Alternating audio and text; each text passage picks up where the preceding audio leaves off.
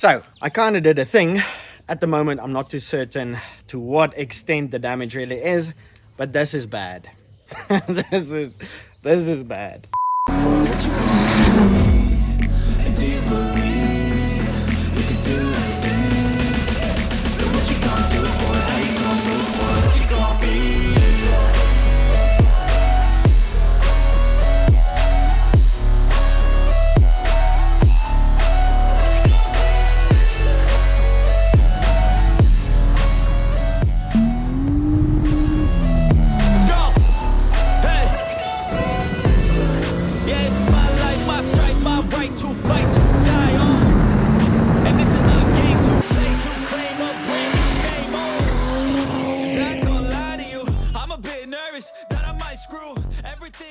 Now, if you've watched just about any of my videos, you might have noticed that there's always the one W203 with a giant hole in the hood. For those of you who don't know why that is, well, way back when I first built the Benz, I thought that was the only way to get the engine, the M104, to fit into the W203 chassis. A bit later on, after building some new engine mounts and figuring a few things out, I managed to make the M104 fit under a closed hood. Obviously it was too late, and the easiest fix for that was going to be to replace the hood or swap the hood out. And at this point I bought another W203 rolling shell. Swap the hoods around for the Benz to have the real sleeper look. But now that I'm busy working on the new MazdaRati Benz project, that hole has been really bothering me. So yesterday I decided to try and close it up. I mean, how hard can it be? Get a piece of sheet metal, cut it to size, weld it in there, and call it a day. So we have the big ass hole in the middle of the hood with a few bolt holes, and then on the one corner there's a dent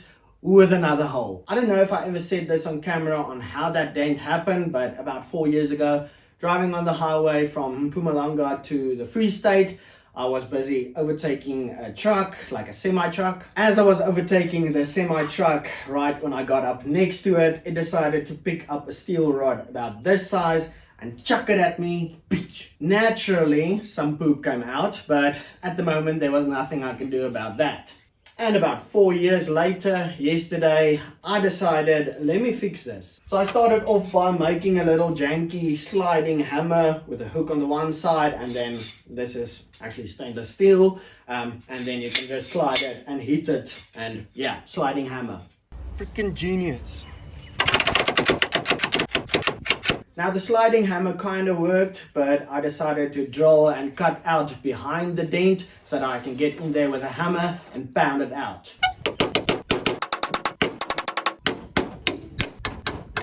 And that's why they call it panel beating. Hammer, a piece of steel. I managed to get that corner almost perfect and matching with the opposite corner. Then it was time to get it all welded up. Now this is thin metal, like really thin metal. So of course I had the best time in getting that welded up. Very important lesson to be learned, yeah. Just because you own an angle grinder doesn't mean you can go ahead and cut holes into everything all willy-nilly. This is bad. I don't have any experience with bodywork, so I don't even know if this is fixable, but it like crumpled up and pulled the metal, and yeah, I got in there with a hammer, tried to get it out, but it's pretty bad. Is this fixable? Do some of you guys maybe know if you can fill it up with like body filler or what? I don't know. Or is this now going to be the new eyesore of the Benz YouTube channel?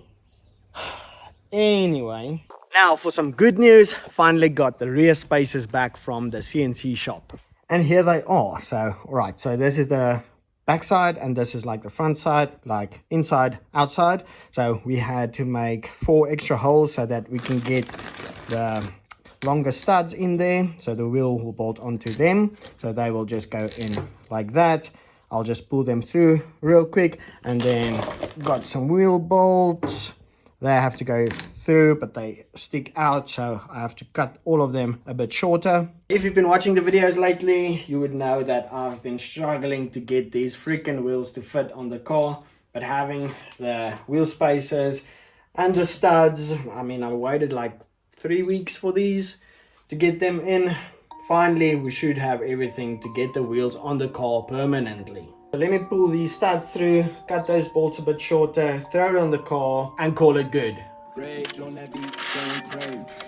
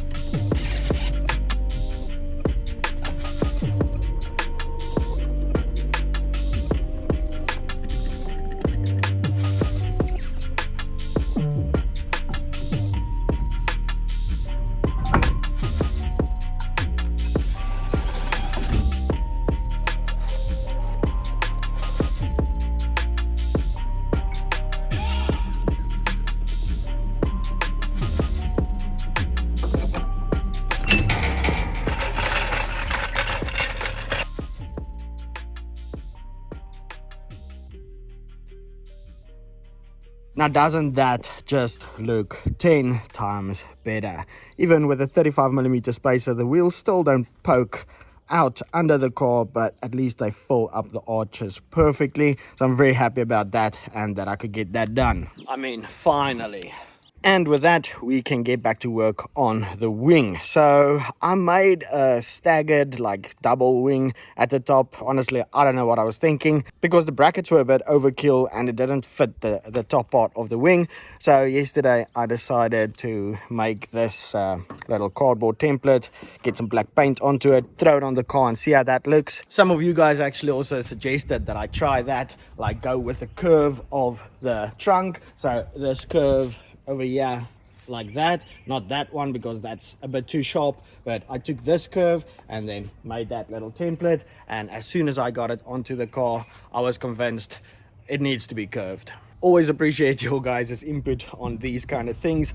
I can't think of everything and my ideas aren't always the best, let's be honest. I already got it traced out on this aluminium sheet and started cutting, but yesterday my only little jigsaw blade went dull, so I had to pick up some more.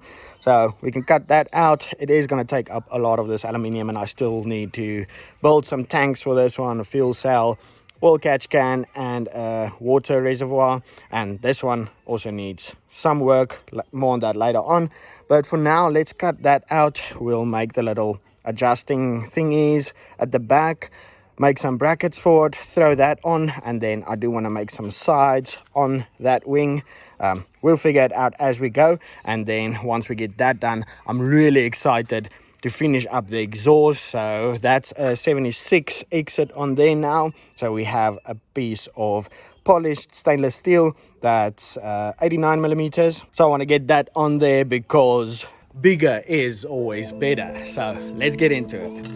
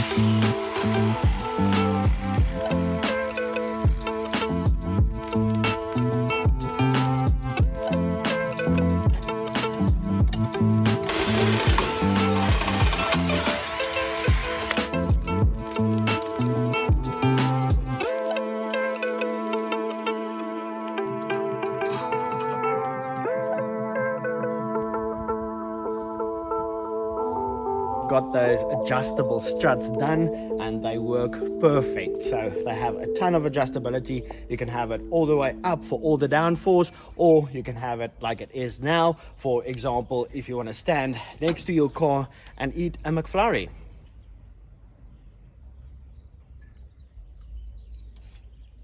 Also, I just remembered why I wanted to go with a double wing. So I thought when I go with a double wing and then you add the sides to it, it'll make it a lot stronger, because with a single plate on here,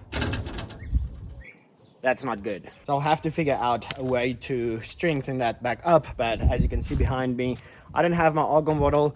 Something came up and someone wanted to borrow it. I can't weld at the moment to get these sides on. I'm also still deciding. I have like 3 ideas of sides. This little triangle, either upside down like this or the other way around. And then on the other side, we have a little square with like that piece.